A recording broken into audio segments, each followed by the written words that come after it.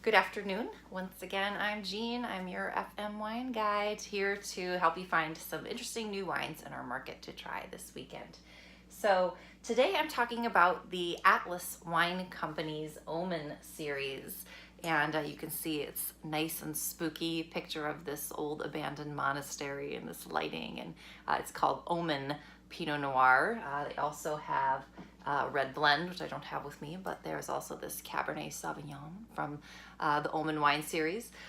The Atlas Wine Company makes authentic American wines for the conscientious consumer, which I know you are if you are watching my videos.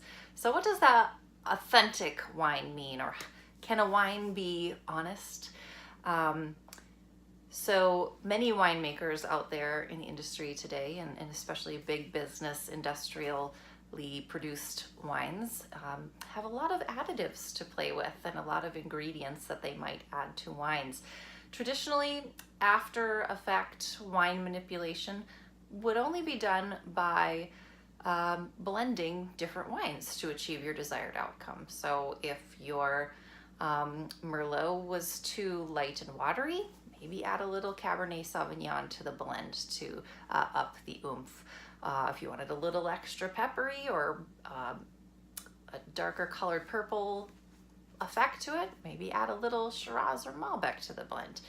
But now there's cheaper and easier ways to do that than adding wines to different wines. There are things like Mega Purple, which is an industrial produced additive that a lot of big wineries use, and it makes the wine look a little bit darker and taste a little bit sweeter and have a little more texture. But it's not really adding to sort of a complex or evocative quality to the wine. It's just kind of a cheap, quick way of getting it to taste pretty good pretty fast. So wines that are made authentically have three ingredients. They are grapes, yeast, and sometimes oak. And what I love about the Atlas Wine Company wines is they go to the trouble of telling you what ingredients they've used right on the bottle on the back. In this bottle, the ingredients are grapes, yeast, and oak. Other additives companies might use just added extra sugar. There's a thickener called Arabic gum.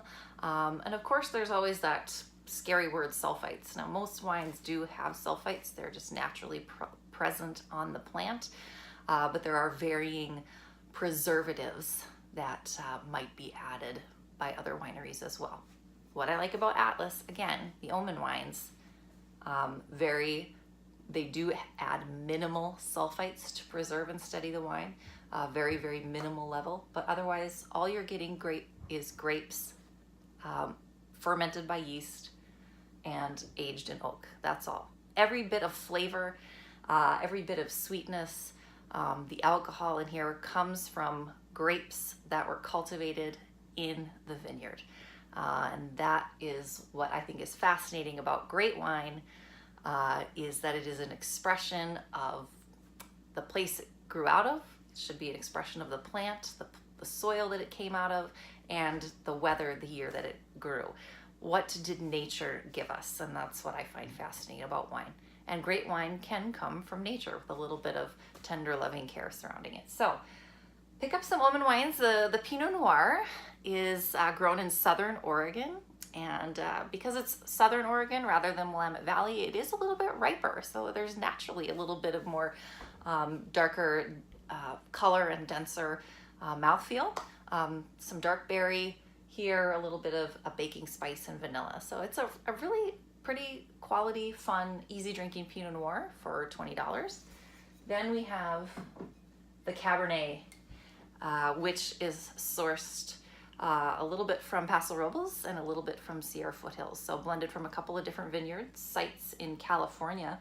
And it's big and spicy and full of the luscious Cabernet flavors that we like. So check out both of these if you can find them and drink an authentic wine.